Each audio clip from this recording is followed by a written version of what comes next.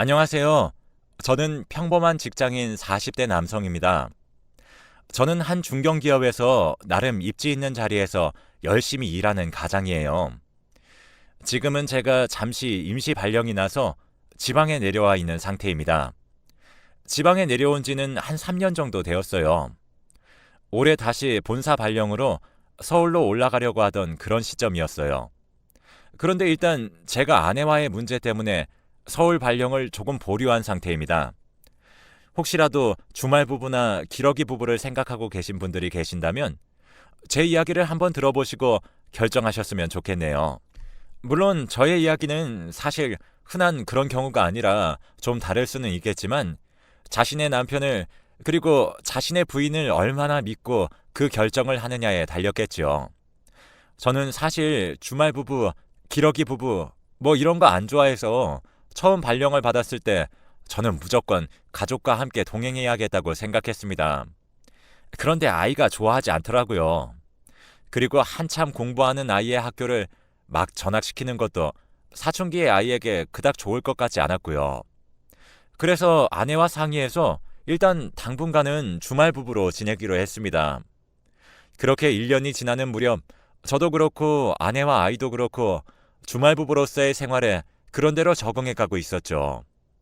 저는 물론 회사에서 내어준 숙소에서 생활을 하느라 아내가 해주는 집밥을 먹지 못하는 게 가장 아쉬웠지만 그래도 회사에서 끼니를 때우기도 하고 직원들과 맘 편하게 저녁에 술도 마시고 하니 또 나름 그 생활에 익숙해지더라고요. 그래도 혼자서 아이를 케어해야 하는 아내는 가끔 투정도 부리고 힘들다고 하기도 했지만 살림 잘하고 아들 야무지게 잘 키우는 그런 아내였죠. 2년째 되니 제가 가끔은 일이 많아 주말에 집에 올라가지 못할 때도 종종 있었습니다. 그러니 아내는 점점 힘든 내색을 더 표현하더라고요. 일이 얼마나 많길래 그 회사는 일주일에 한 번 가는 집도 안 보내주냐고요. 물론 그렇게 생각하겠죠. 하지만 제가 놀면서 안 가는 것도 아닌데 하면서 저도 좀 무뚝뚝하게 아내를 대했던 것도 사실입니다. 그때 제가 조금만 더 아내의 투정과 힘듦을 알아주고 받아주었다면 지금의 우리는 어떤 모습일까 하는 그런 생각이 들면서 후회도 좀 되더라고요. 그때 제 아내는 외로움과 힘듦을 스스로 달래는 법을 찾지 못했던 것 같습니다. 그렇게 똑같이 반복되는 시간이 흘러갔습니다. 그래도 일주일에 한 번은 집에 오는 남편한테 조금은 살갑게 대해주면 얼마나 좋을까. 저는 늘 그렇게 생각했고 아내는 일주일에 한 번 집에 오면 자기와 시간을 좀 보내주던가 아님 집안일을 좀 도와주던가 아니면 아이와 함께 시간을 좀 보내달라고 저에게 늘 그렇게 얘기했었죠. 이 모든 똑같은 하루의 사이클이 늘 일주일에 한 번 만나 또 투닥투닥 싸우는 부부싸움의 소재거리이기도 했습니다. 그 당시에는 말이죠. 이런 생활이 거의 3년 차로 접어들어갈 때쯤이었어요. 아마도 이때쯤 아내의 일탈이 시작되었고 그 일탈의 시작이 지금 어떠한 끝을 향해 가고 있는지 제 사연 한번 들어보시겠습니까? 아내 친구 중에 민정이라는 친구가 있어요. 한 동네 살고 같이 만나는 친구들 중 한 명이라고 했었어요. 그런데 그 친구가 그렇게 친구들 모임에만 나오면 명품 가방에 옷이며 신발이며 고가의 쇼핑을 엄청 잘하고 좋아한다고 하더라고요. 그래서 제 아내도 그 여자에 대해 한 번씩 저에게 얘기한 적이 있었습니다. 그런데 저도 그렇고 제 아내도 그렇고 뭔가 궁금하긴 했었어요. 그 집 남편이 공무원이었거든요. 그렇게 사치를 부릴 만큼의 월급이 나올 수가 없는데 어떻게 저렇게 쇼핑을 할 수 있는 건지 제 아내도 뭔가 부럽다는 눈치 반, 돈의 출처를 궁금해하는 것 반, 그렇게 그 친구에 대해서 호기심을 가지고 있었죠. 그러더니 얼마 지나지 않아 그 친구에 대해서 얘기하는 게 없어졌습니다. 전 그냥 아내의 푸념이나 뒷담화를 들어주는 게 다였기 때문에 그 친구 이야기에 특별히 관심을 두진 않았어요. 그러다 그 친구가 저희와 같은 아파트로 이사 오게 되었고 아내는 그 친구와 더 가깝게 지내게 되었습니다. 그렇게 제 아내의 일탈은 시작이 되었습니다. 그 친구의 남편은 공무원인데 반해 쇼핑을 그렇게 할 수 있었던 이유는 남편 몰래 다른 남자를 만났던 거죠. 그런데 그게 단순히 그냥 남자를 만났던 게 아니고 한 비밀 카페 소규모 채팅방에서 만나는 은밀한 만남이었던 것입니다. 중간 거래자가 있고 계약서도 있는 그런 만남이었죠. 여자는 이혼녀나 미혼만 가입이 가능하고 남자는 나이가 좀 있는 돈 있는 사람들이 가입이 가능한 것 같았습니다. 그래야 돈으로 여자들을 자기들 마음대로 할 수 있으니까요. 계약 기간은 6개월씩, 그리고 서로의 합의에 의해서 더 연장이 가능했죠. 일정 금액의 돈을 여자에게 지급해야 하고 서로에게 협박이나 어떠한 합의되지 않은 요구는 할 수 없다는 거죠. 남자들은 주로 돈이 좀 있는 나이가 있는 남자들이고 결혼이라는 굴레를 쓰고 싶지 않은 그런 남자들로만 이루어져 있다고 하네요. 제 아내는 그 친구의 소개를 받고 그 세계에 발을 담그게 되었고 유부녀인 제 아내는 심지어 이혼녀라고 거짓말을 해서 계약서를 쓰고 한 남자를 소개를 받은 것 같더군요. 심지어 저희는 주말 부부였기 때문에 일주일에 3번은 만난 것 같았고 그 횟수가 잦았기 때문에 아마 받는 돈도 꽤 많았을 거라고 생각됩니다. 그래서 그때 제 아내와 아내 친구는 그렇게 얻게 된 돈으로 쇼핑하고 먹으러 다니고 돈 많은 사모님 소리 들으면서 그렇게 하루하루 지내고 있었던 것 같아요. 사실 원래 제 와이프는 제가 한 번이라도 집에 와야 하는 날, 만약 집에 오지 못하게 되면 어쩔 때는 화를 내기도 하고 짜증을 많이 냈었고 기분이 우울하거나 힘들어하는 날도 사실 많았었습니다. 빨리 지방 발령이 끝나기만을 늘 기다렸었거든요. 그런데 아마도 제 아내가 변한 게 그때쯤부터였나 봐요. 예정도 없이 제가 집에 오는 날이면 원래라면 굉장히 좋아하고 그랬는데 오히려 당황하거나 왜 연락도 없이 왔냐면서 짜증을 내거나 화를 내기도 했었거든요. 그리고 또 반대로 전화로 늘 투정, 불만, 짜증만 가득했던 제 와이프가 또 조금은 밝게 변한 것 같기도 했습니다. 주말 부부로 지내면서 아내에게 먼저 전화하면 늘 볼멘 소리만 하던 여자가 조금은 그렇게 밝게 변하니 그때 전 기분이 또 좋더라고요. 그때 무슨 일이 일어나고 있는지도 모르고 제가 그렇게 기분 좋아했던 거 생각하면 정말 한심하네요. 제 아내가 그렇게 변하게 된 게 전부 다 돈 때문이었나 봐요. 제가 이걸 어떻게 알게 되었는지 그것도 참 제가 창피해서 얼굴을 들고 다닐 수가 있어야죠. 제 아내는 이런 생활을 처음 시작하고 계약 기간의 첫 6개월이 끝날 때쯤 어이없게도 그 남자와 함께 있는 걸 제 동료가 보게 되었습니다. 그래서 제 동료도 조심스럽게 그리고 조용히 저에게 말해주더라고요. 아마도 오해일 수도 있는데 어떤 남자가 제 아내를 만나는 걸 봤다고요. 처음엔 제 아내가 아닌 줄 알았는데 목소리까지 완전 똑같았다고 하더군요.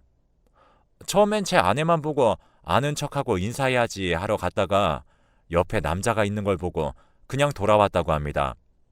어쨌든 그 남자와의 분위기가 심상치 않아서 저에게 전화해서 알려는 주지만 그래도 매우 조심스럽다고 그렇게 저에게 말을 하더라고요. 마음 같아서는 당장 서울로 올라가 아내에게 확인하고 다 뒤집어 버리고 싶었는데 제 두 눈으로 확인을 해야겠다 싶더라고요. 그래서 저는 바로 그 다음날 아내 몰래 평일에 월차를 써서 서울로 올라와 친구 차를 빌려서 외출하는 아내의 뒤를 밟았습니다. 정말 아니길 바랬는데 한 지하 주차장에서 제 아내가 한 남자를 만나더라고요. 정말 하늘이 노래지고 피가 거꾸로 솟구쳤는데 뭔가 좀 이상했습니다. 분명 제 동료가 말했던 외형의 남자는 맞긴 한데 그랬다면 최소한 뭔가 분위기가 둘 사이에서는 좋아야 하는 거 아닌가요? 그런데 제가 본 그 두 사람의 분위기는 이상하게도 뭔가 그런 분위기가 아닌 것 같더라고요. 제가 좀 멀리 떨어져서 대화를 듣느라 잘 못 듣기도 했었는데 분명히 두 사람의 모습은 불륜 남녀가 만나는 그런 모습이 아닌 제 아내가 남자에게 뭔가 사정을 하고 남자는 뭔가 굉장히 강경하게 대응하는 듯한 마치 갑과 을의 관계를 보는 듯한 그런 모습이었어요. 그래서 좀 더 상황을 지켜보자 싶었습니다. 아내는 시간을 좀 더 달라고 그 남자에게 얘기했고 그 남자는 어떻게 그럴 수 있냐며 계약서에 있는 대로 일단 법적으로 진행할 테니 그렇게 알고 있으라면서 뭔가 잔뜩 화가 나 있는 모습이었어요. 상황이 도대체 어떻게 돌아가는 건지 앞뒤가 하나도 안 맞고 답답해 죽겠더라고요. 그래서 뭔가 이상하다 싶어서 제가 그 자리에서 바로 나서야 되겠다 싶었죠. 그리고 상황이 어떻게 된 건지 이야기를 들어봐야겠더라고요. 그런데 남자는 붙잡는 아내를 뿌리치고 들어가 버렸고 제 아내는 울고 있더라고요. 그래서 제가 갔습니다. 놀란 아내는 당황했고 저는 일단 제가 아는 사실을 말했고 아내는 이야기를 털어놓기 시작했어요. 계약서를 쓰고 그 남자를 만난 건 맞더라고요. 아내가 울면서 잘못했다고 빌면서 그런데 자기도 중간 관리자가 다 알고 자기의 약점을 잡고 사기치려고 했던 것 같다면서 억울한 것도 있다면서 얘기하더군요. 알고 봤더니 제 아내는 첫 계약 6개월이 끝나기 전에 유부녀인 걸 어떻게 그 남자가 알게 되어서 계약 위반이라면서 변상을 요구했던 거더라고요. 더 웃긴 건 그 카페 중간 거래자는 제 아내가 유부녀인 걸 알면서도 회원으로 받아서 소개시켜줬고 그걸 빌미로 제 아내를 협박했던 겁니다. 지금까지 이 남자가 제 아내에게 썼던 돈에 더해서 계약 위반 위약금, 손해배상금 등등 따져서 억대가 넘는 돈을 제 아내에게 요구했던 겁니다. 쉽게 돈을 받아 쓰던 재미를 보고 싶었던 제 아내는 무서운 덫에 걸려들었던 거죠. 하지만 그쪽에서는 이미 다 판을 짜놓고 제 아내에게 달려드는 거라 그쪽에서 처음부터 사기치기 위해서 한 일이라는 그 어떠한 증거도 찾을 수가 없었습니다. 하지만 물론 그 사람들의 그런 비밀 모임 자체가 불법적인 거였기 때문에 자기들도 법적으로는 어떻게 하지 못했죠. 하지만 이런 유부녀들을 대상으로 하는 이유는 남편에게 알려지길 무서워하기 때문에 돈을 어떻게 해서든 토해내고 더 많은 돈을 뜯어낼 수 있기 때문인 것 같더라고요. 정말 쓰레기 같은 놈들이죠. 물론 제 아내의 책임도 크다는 걸 알고 있습니다. 일단 일이 이렇게 벌어진 이상 저는 감정적으로 행동해서는 안 되겠다는 생각이 들었습니다. 그래서 일단 남편인 내가 알게 되었으니 그쪽에서 요구하는 돈은 하나도 줄 수 없다고 얘기했고 어떠한 법적인 절차도 좋으니 서로 같이 맞고서로 법적으로 해결하자고 했죠. 그랬더니 그쪽에서 발을 빼더라고요. 근데 문제는 여기서 끝이 아니었습니다. 그놈들과의 돈 문제는 그냥 그렇게 해결했다고 치는데 또 한 번 하늘이 무너지는 기분을 느꼈습니다. 정말 상상하지도 못했던 일이 일어나고 있었던 겁니다.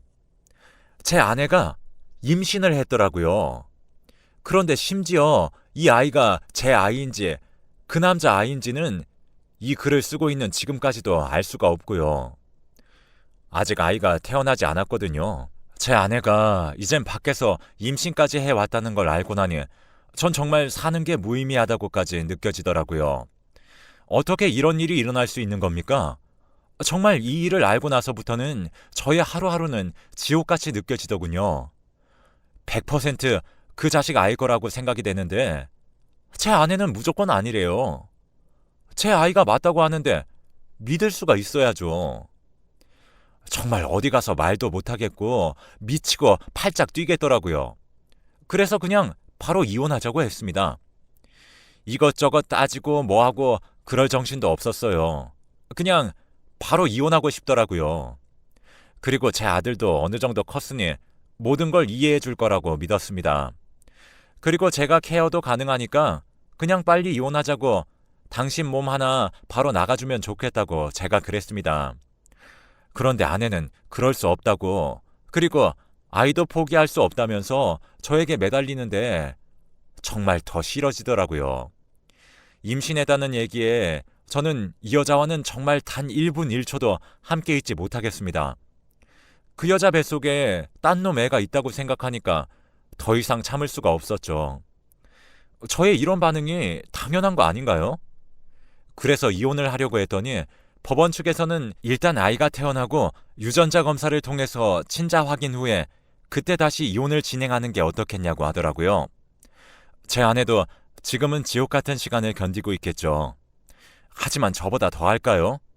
16년을 함께 살았던 여자고 살면서 이런 의심은 정말 눈꼽만큼도 해본 적이 없어서 서로를 믿으며 살아왔는데 말이죠.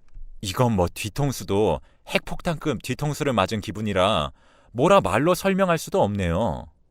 아, 그리고 제 아내를 여기로 끌어들인 친구도 궁금하지 않으신가요? 그 친구는 약 1년 동안 그런 불법적인 만남을 하고 있었고 제 아내가 들킨 걸 보고선 바로 발을 뺐다고 하더라고요.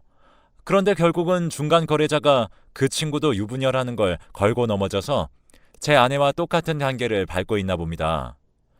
그것들이 진짜 악질인 거죠.